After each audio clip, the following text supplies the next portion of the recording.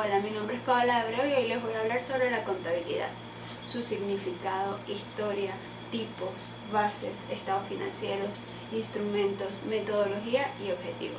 ¿Qué es la contabilidad?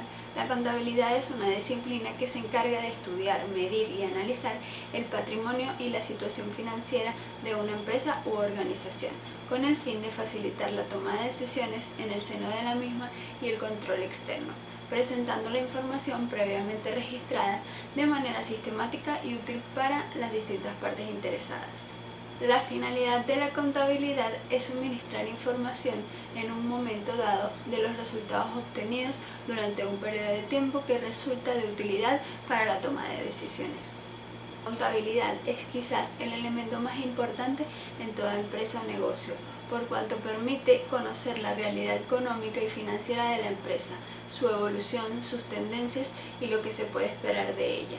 Esto le sirve tanto a los integrantes de la empresa como a las entidades externas, clientes, inversores, proveedores, administraciones públicas, entre otras. La historia. La historia de la contabilidad y de su técnica está ligada al desarrollo del comercio, la agricultura, la industrialización como actividades económicas. Desde su comienzo, se buscó la manera de conservar el registro de las transacciones y de los resultados obtenidos en la actividad comercial, incluso con los trueques. Las prácticas contables, más o menos evolucionadas, aparecieron especialmente desde el auge comercial que tuvo su primer gran impulso con las cruzadas. Durante los últimos siglos de la Edad Media, las repúblicas comerciales italianas y los Países Bajos serían las regiones europeas en donde la vida comercial sería más intensa, por lo que sería en todas estas regiones italianas donde surgiría la contabilidad moderna. A pesar de que algunos autores ya habían hablado del uso de la partida doble, fue gracias a Fray Luca Pacioli, cuya primera obra fue editada en 1494, en donde enuncia los principios fundamentales en el capítulo relativo a las cuentas y libros. Pacioli dedicó 36 capítulos a la descripción de los métodos contables empleados por los principales comerciantes venecianos. El autor destinó además parte de los trabajos a la descripción de otros usos mercantiles tales como contratos de sociedad, el cobro de intereses y el empleo de letras de cambio. La traducción al inglés fue publicada en Londres por John Jowett en 1543. Francesco Villa, nacido en Milán en 1801, ha sido considerado el padre de la contabilidad moderna italiana. Efectivamente, gracias a su obra magna, aparecida en Pavia en 1850, puede considerarse el punto de partida de una nueva concepción de la contabilidad sobre bases completamente distintas a las anteriores. En 1867 apareció en Prato una obra que habría de hacer célebre a su autor Francesco Marchi. Él nos plantea que son 4 las clases de personas interesadas en la vida de la empresa. Son el administrador, el propietario, los consignatarios y los corresponsales. Giuseppe Zerboni. Según Zerboni, la contabilidad debe contemplar, antes que la actividad económica de la empresa, los actos de sus órganos administrativos con el objeto de ejercer un control sobre ellos. Fabio Vesta. Fabio define el patrimonio como un conjunto de bienes o fondo de valores, analizándolo desde el punto de vista económico, y las cuentas son los medios de representación de los elementos que componen el patrimonio. Dino Zappa defiende que la finalidad de la unidad económica es obtener crédito y que toda la problemática contable debe quedar subordinada a la determinación del mismo. Por último tenemos a Vincenzo Masi, creador de la escuela patronalista. Fue quien señaló que la contabilidad tiene por objeto el estudio de los fenómenos patrimoniales, sus manifestaciones y su comportamiento. Trata de disciplinarlos con relación a determinado patrimonio de la empresa, y que el sistema contable refleja adecuadamente la realidad económica y suministra unidireccionalmente la información suficiente a los usuarios potenciales.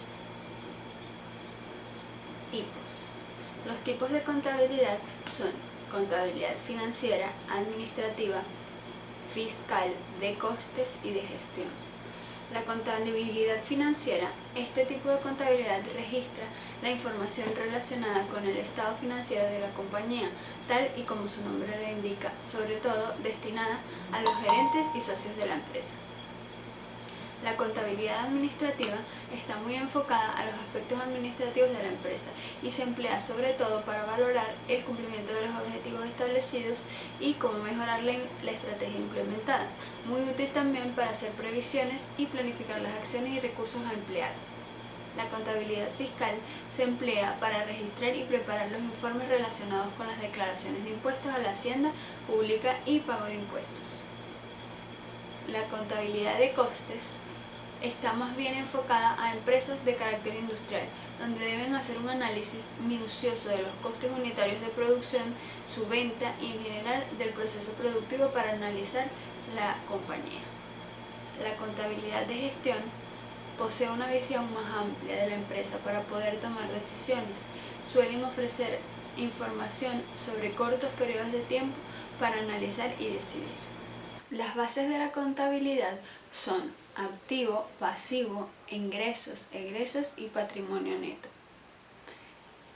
Un activo es el conjunto de bienes y derechos controlados económicamente por la empresa, derivados de relaciones jurídicas de propiedad, posesión, uso, crédito, entre otros. Este se divide en tres: activo circulante, activo fijo y activo diferido. Un activo circulante es aquel activo líquido a la fecha de cierre de ejercicio o convertible en dinero dentro de pocos meses. Un activo fijo son aquellos bienes que no varían durante el ciclo de explotación de una empresa, por ejemplo, el edificio en donde se fabrican los productos.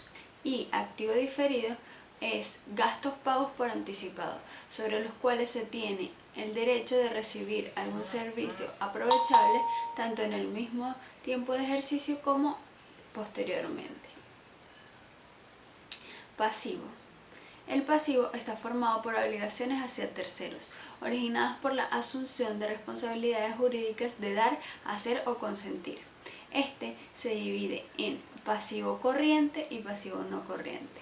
Pasivo corriente, también conocido como pasivo circulante, está representado por aquellos pasivos que deben cumplirse o pagarse en periodos menores de un año, por ejemplo, los sueldos, impuestos, gastos de luz, entre otros.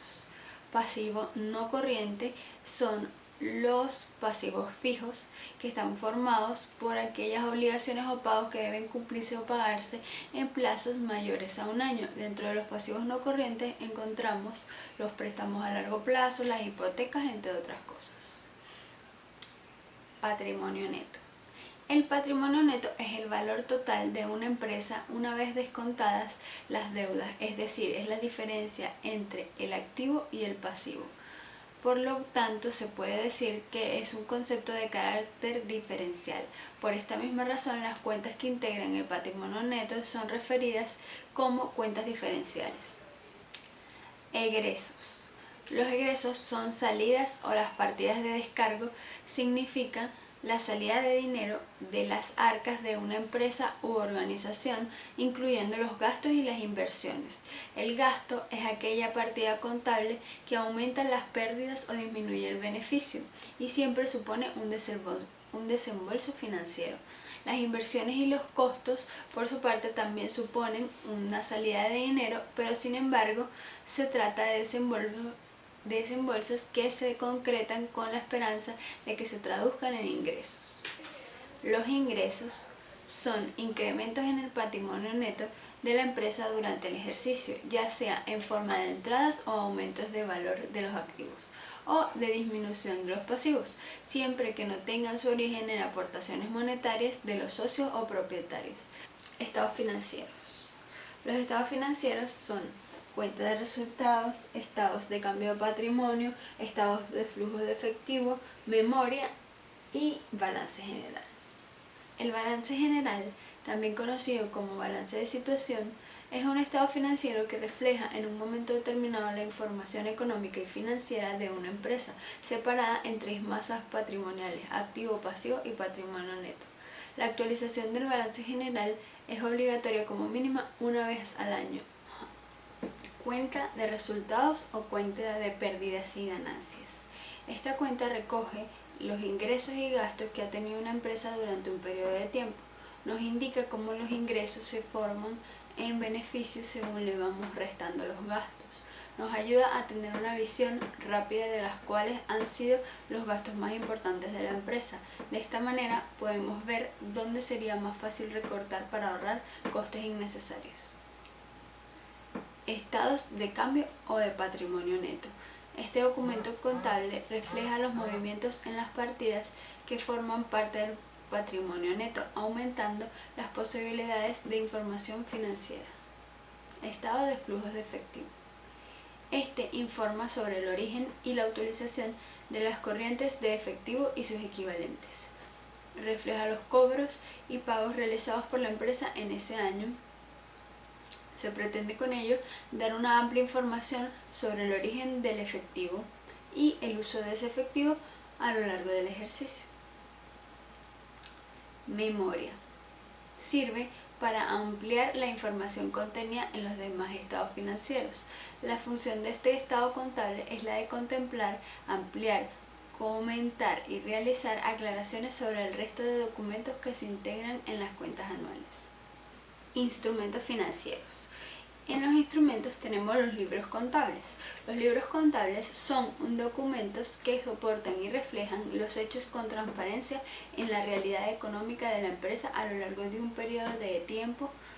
La legislación mercantil establece cuáles son los libros contables obligatorios para las empresas en cada país. Los principales son el libro diario, el libro mayor y el libro de balances. El libro diario.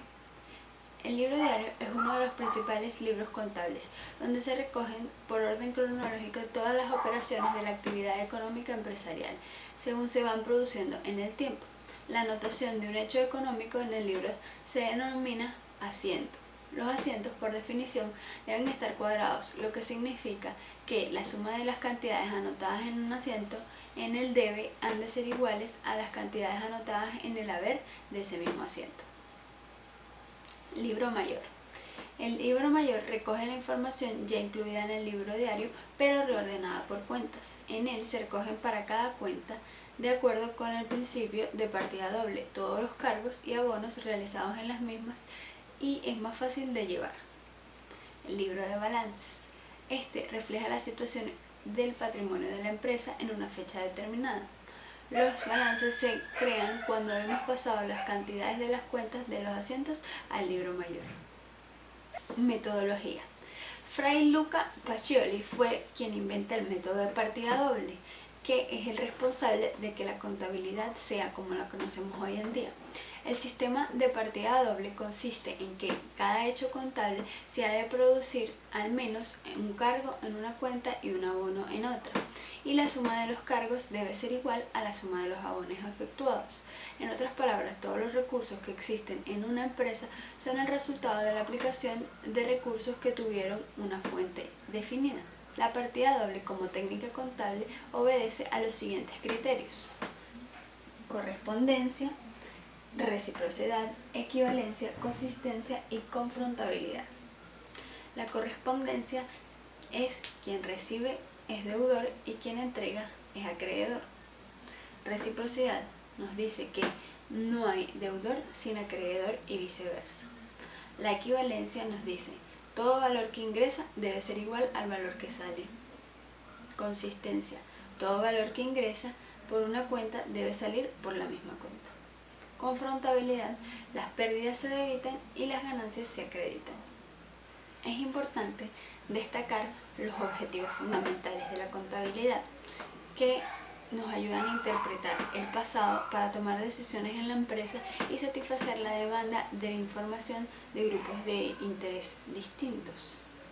Es más, si desglosamos estos motivos, podremos decir que la contabilidad sirve a analizar y dar parte de los recursos económicos de una empresa, permitir a los administradores una correcta planificación y dirección de las transacciones comerciales, controlar y llevar un registro de las gestiones de los administradores y las cargas tributarias de la empresa, ayudar a predecir los flujos de dinero y colaborar con la información necesaria a la hora de realizar una estadística nacional en torno a las actividades económicas.